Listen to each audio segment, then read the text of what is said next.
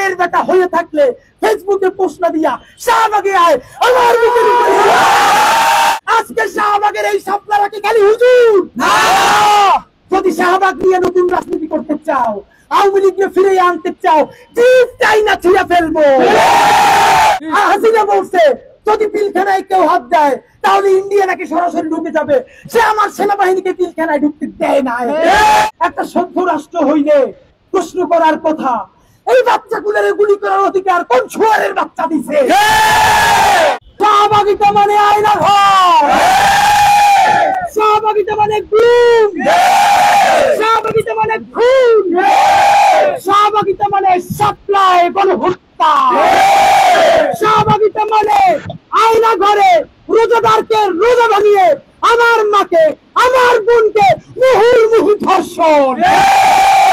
দেখতে পাচ্ছি নতুন কোন দলের দর্শন কপচানোর নামে শাহবাগীদেরকে ফিরে আনার চেষ্টা করতেছে। যে সময় দরকার ছিল তখন সাপলারে ডাকছো, পিলখানারে ডাকছো, তৌহিদি জনতারে ডাকছো, যেই ক্ষমতায় গিয়ে উপদেষ্টা হইছো, এখন শাহবাগ মারাইতেছো, সাথে জাঙ্গিয়া রাখা হবে না। সেই শাহবাগ শাপলার রাতে, আমি শাপলার রাতে উপস্থিত ছিলাম। এই শাপলার কারণে আপনাদেরকে জানাই, এই শাহবাগ যখন চলে আমি তখন ঢাকা বিশ্ববিদ্যালয়ের ছাত্র। আমার আব্বা আম্মা এলাকায় ঘুমাইতে পারতো না। এই সোশ্যাল সায়েন্স ফ্যাকাল্টিতে আমার ক্লাস। এইখান থেকে ঢোকার সময় চারুকলার সামনে বড় বড় দাঁত, রক্ত, মানুষকে খাচ্ছে যেই ছবিগুলা আমি তাকেই দেখি, সেই ছবি আমার বাপের মতো ছবি। টুপি, সাদা দাড়ি, এই মানুষগুলাই নাকি বাংলাদেশের রাক্ষস। আমি সামনে দিয়ে যাইতে পারতাম না। এইখান থেকে মাথায় টুপি দিয়ে যাইতে ভয় লাগতো। তখন আমাকে শিবির বলে আমার জানটা শেষ কইরা দেয়। আব্বা আমাকে ভার্সিটিতে যাইতে পর্যন্ত নিষেধ কইরা দিছে। আমি সোশ্যাল সায়েন্স ফ্যাকাল্টিতে আসতাম, সেই মাঝে মধ্যে দোয়ে চত্বর ঘুইরা।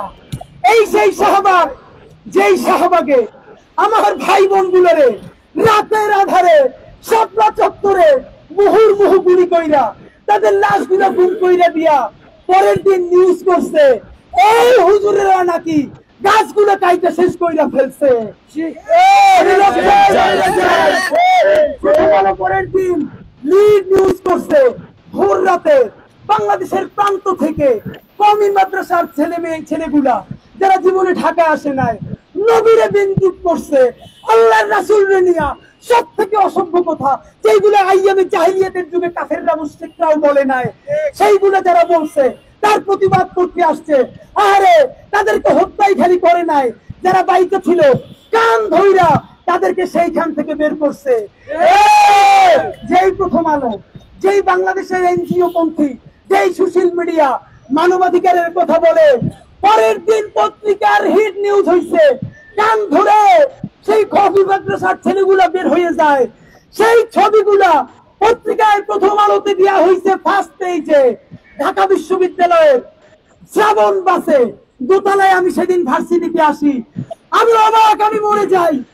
ঢাকা বিশ্ববিদ্যালয় দেখেন ফ্যাসিবাদ কিভাবে মনস্তত্ত্ব তৈরি করে। যখন কথা বলবার কথা ছিল, এই ছেলেরা যদি ঢাকা দখল করতেও আসে, এই ছেলেরা যদি সারা রাত ঢাকা অবস্থান করতেও আসে, তারা তো এই রাষ্ট্রের ট্যাক্স পেয়ার, এই রাষ্ট্রের নাগরিক। কোন অসভ্যতা বলতে পারলো না, একজন বলতে পারলো না এই ছেলেগুলোকে আমার ভাই বোনগুলোরে মারলো, মারার পর তারা কান ধরে বের হয়ে যাচ্ছে, পুলিশ বলছে কান ধরে বের হয়ে যা, তারা জীবন নিয়ে পালাইতেছে।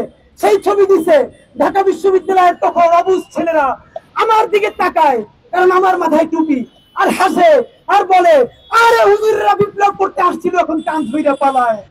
একটা সভ্য রাষ্ট্র হইলে প্রশ্ন করার কথা, এই বাচ্চাগুলোর গুলি করার অধিকার কোন শুয়ারের বাচ্চা দিছে? তখন তোমরা সাপলার পক্ষে দাঁড়াইতে পারো না। আমার পিলখানার ভাইগুলোরে 48 ঘন্টা টাইম নিয়া ম্যাসিভ কিলিং কইরা, হিন্দু ভাষায় কথা বলে ইন্ডিয়ান লোক আইসা গুলি কইরা, তারপরে মির্জা আজমের সহায়তায় পালাই যায়। খুনি হাসিনারে যখন বলছে আমরা অপারেশন করব, প্রত্যেক জেনারেলরা বলছে পিলখানারে 4টা ভাগ কইরা 30 মিনিটের অপারেশন করলে একটা আর্মি অফিসারও মারা যাইতো না। হাসিনা বলছে যদি পিলখানায় কেউ হাত দেয় তাহলে ইন্ডিয়া নাকি সরাসরি ঢুকে যাবে। সে আমার সেনাবাহিনীকে পিলখানায় ঢুকতে দেয় না। আমাকে পিলখানার এক শহীদের স্ত্রী ফোন দিয়ে বলছে তাকে আমরা প্রোগ্রামে নিয়ে আসবো, তার স্বামীর লাশটা পোড়াইয়া দেয়া হয়েছে। পিলখানার রক্ত বৃথা যেতে দেব না। শাহবাগে যেদিন জড়ো হয়েছিল তখন টুপি আর হুজুর, আজকে শাহবাগের এই সাপলারা কি খালি হুজুর না? যদি শাহবাগ নিয়ে নতুন রাজনীতি করতে চাও, আওয়ামী লীগকে ফিরে আনতে চাও, জিপ চাইনা ছিঁড়ে ফেলবো। যেমনি আমরা জুলাইতে নব্য ফেরাউসিনের যুদ্ধে চাইনা ছিঁড়ে ফেলছি, পালাই নাই, পালাই খালি নাই। লক্ষণ সেন পালানোর পরে গত 500 বছরে বাংলার কোন শাসক পালায় নাই। লক্ষণ সেনের বুইন খুনি হাসিনা পালাইছে ওর বাপের বাড়িতে। সেই খুনি হাসিনারে যেই জনতা পালাইতে বাধ্য করছে, এই শাহবাগ যারা আওয়ামী লীগকে ফিরে আনতে চায় ওদেরকে ওদের বাড়ি দিল্লিতে পাঠাই দিব আমি। সুতরাং নতুন কোন রাজনীতি করতে চাও ওই শাহবাগকে নিয়ে বাপের বেটা হয়ে থাকলে ফেসবুকে পোস্ট দিয়া শাহবাগে আয়, আমার বুকের উপরে দিয়া, আমাদের বুকের উপর দিয়ে তো শাহবাগ মারানো লাগবে শুয়োরের বাচ্চা। আপনারা বলতে পারেন মূলধারার একজন মানুষ শুয়োরের বাচ্চা কেমনে বলেন? আপনি ভাবেন আমার ভাইগুলোরে গুমখালি খুনি করে নাই, রোজায় ধর্ষণ করতেছে, জঙ্গি বইলে মাইনে ফেলতেছে, সাপ্লাই ডাম্পিং করতেছে, পিলখানায় শেষ করতেছে। আমি সেই খুনি, সেই শহীদ পিতার আমি সন্তান, এই এতিম সন্তানের ভাই। আল্লাহ আমার সন্তান দিচ্ছে, আমি সন্তানের মুখের দিকে তাকিয়ে ভাবি আল্লাহ আমার যদি এখন গুম করে নেয় আমার সন্তানটা দুনিয়ায় কোন পরিচয়ে বাঁচবে? বাপের লাশটাও পায়, কবরে গিয়ে ঈদের দিন চুরু খায় একটা হাত বুলিয়ে দেয় আমার বাপের কবরটা। আর এই হারামির বাচ্চারা ইলিয়াস আলীরে গুম কইরা খুন কইরা সাগরে ডুবাই দিছে। সুতরাং বাংলাদেশে আর কোন শাহবাগিতা চলবে না। শাহবাগকে রুখে দেবে বাংলাদেশের জুলাইয়ের জনতা। আমরা আপনাদেরকে বলছি ততক্ষণ না পর্যন্ত সেই শাহবাগ কুম্বুরের জননীদের মধ্যে একজন লাকিরা ওরে যতক্ষণে গ্রেফতার করে বিচারের মুখোমুখি করে না হবে ততক্ষণ লড়াই চলবে। খুনি আওয়ামী লীগ, এই জুলাই জনতা যারা তোমরা এখন দর্শন করছো, রাজনীতি করো, নিজে পোস্ট দাও শাহবাগের পক্ষে, আর ছোট ভাইরা ফোন করে বলো তুমি ফোন দাও, তুমি ভোট দাও তৌহিদের জনতার পক্ষে। এই রাজনীতি আমাদেরকে শিখাও হারামজাদারা। আবার যেই পথ খাও তখন উঠে বলো পোস্ট দাও আমরা সবাই সবার আগে আমি মুসলমান। এই অসংখ্য বদমাইশগুলা, হাসিনার চেয়ে বেশি বুদ্ধি তোদের। হাসিনার পরামর্শ তোদের দিল্লি, তোদেরকে বুদ্ধি দিবে কারা? সেই দিল্লিও তো হাসিনারে বাঁচাইতে পারে নাই। যারা শাহবাগের বন্ধু তারা বাংলাদেশের শত্রু, জুলাইয়ের শত্রু, শাপলার শত্রু, পিলখানার শত্রু, ইনসাফের শত্রু। সুতরাং বেশিরভাগ থেকে আর দাঁড়াইতে দিব ভাইরা আমার, অতি দ্রুত আওয়ামী লীগকে নিষিদ্ধ করতে হবে। এই 6 মাসের মধ্যেও আওয়ামী লীগকে নিষিদ্ধ করতে পারে নাই, আর দর্শন করছে রাজনীতি করো, ওইসব ভুমবাং বুঝানোর দিন আর আমাদের নাই।